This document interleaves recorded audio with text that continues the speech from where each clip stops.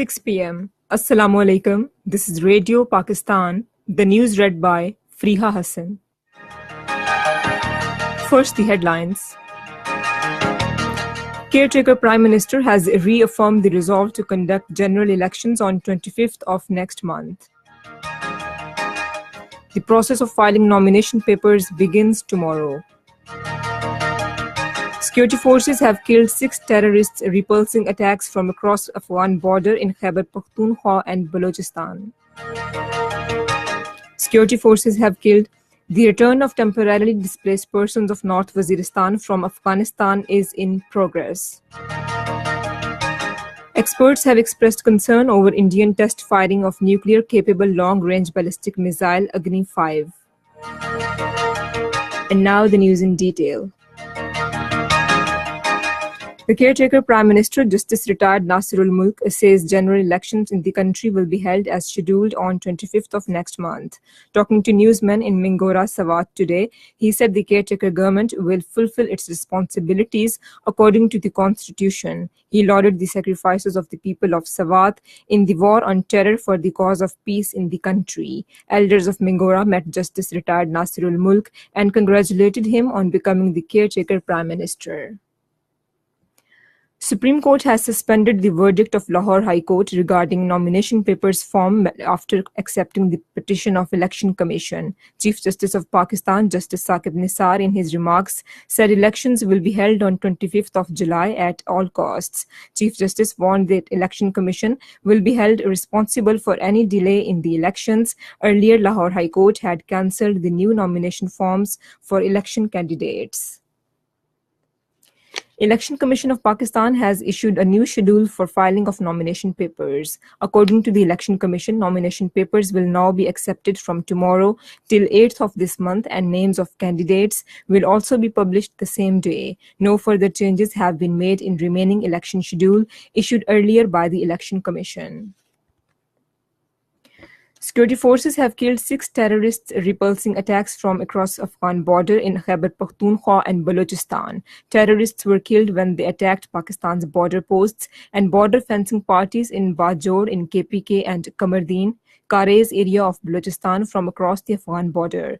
According to a press release by Inter-Services Public Relations, security forces responded effectively and repulsed physical attacks, killing and injuring a number of terrorists. 4 FC personnel and 1 soldier of PAF deployed at observation posts were also injured. Taking advantage of ungoverned spaces and facilitation inside Afghanistan, terrorists resort to such attacks to prevent fencing and construction of border posts. ISPR resolved that fencing of Afghan-Pak border, that construction of border forts will continue irrespective of the challenges posed by inimical forces in order to consolidate the gains of successful kinetic operations against terrorism. The return of temporarily displaced persons of North Waziristan from Afghanistan is in progress. An official of FATA Disaster Management Authority told our Peshawar correspondent that more than 6,600 TDP's families have returned so far to Baka Khel camp near Bannu from Afghanistan. They will be sent to their native areas in North Waziristan after completion of necessary formalities. Efforts are underway to bring back the remaining 4,000 displaced families from Afghanistan at the earliest. They had gone to Afghanistan after launching Operation Zarb-e-Azb against terrorists in North Waziristan in 2014. Trade activities on Pak-Iran border in Taftan area of Chagi district formally resumed today after reopening of the trade gate at 0 point of the border. The gate had been closed for over 5 months due to unknown reasons by the Iranian side. Meanwhile, local officials in Taftan confirmed the reopening of mutual trade gate and said export of Pakistani commodities would be commenced soon. 4 miners died when a coal mine collapsed in Solangi area near Quetta today. All the 3 dead miners belong to Swat district of Khyber Pakhtunkhwa. This is Radio Pakistan.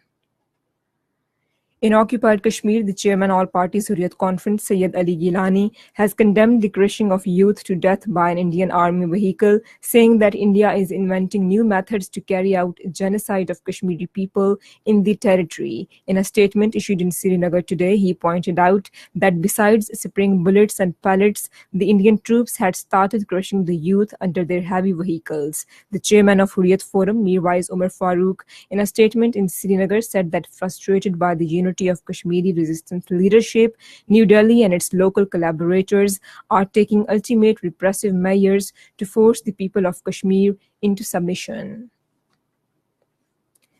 India test-fired nuclear-capable long-range ballistic missile Agni-5 from Abul Kalam Wheeler Island off the Odisha coast today. Meanwhile, defense and security experts have expressed grave concerns at Indian test, saying that New Delhi wants to establish hegemony in the region and is fueling such attacks, arms races in the South Asia.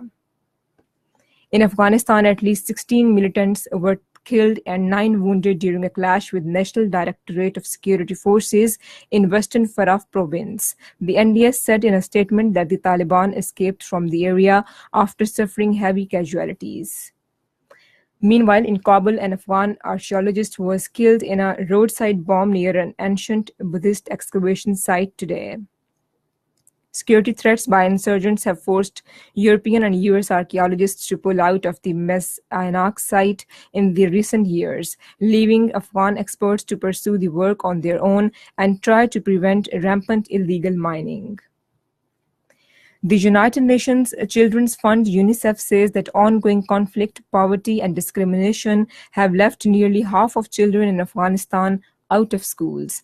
A UNICEF report released today said that worsening security seen in recent years and ingrained poverty and discrimination eliminate education gains made between 2002 and 2016. The report said 3.7 million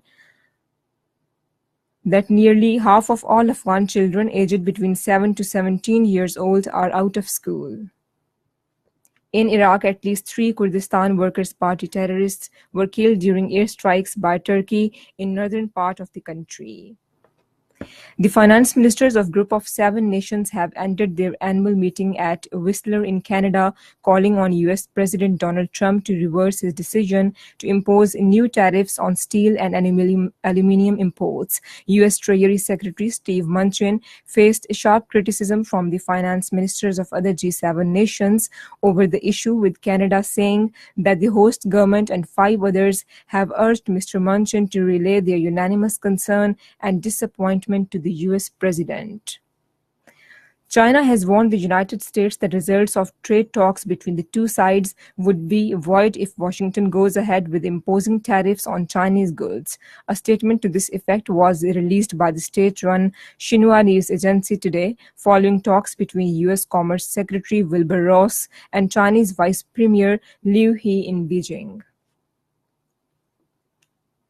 The annual US-led military exercises, Sabir strike maneuvers, began in Poland and the Baltic states today. Some 18,000 troops from 19 mostly NATO countries are taking part in the exercise, to be continued till 15th of this month.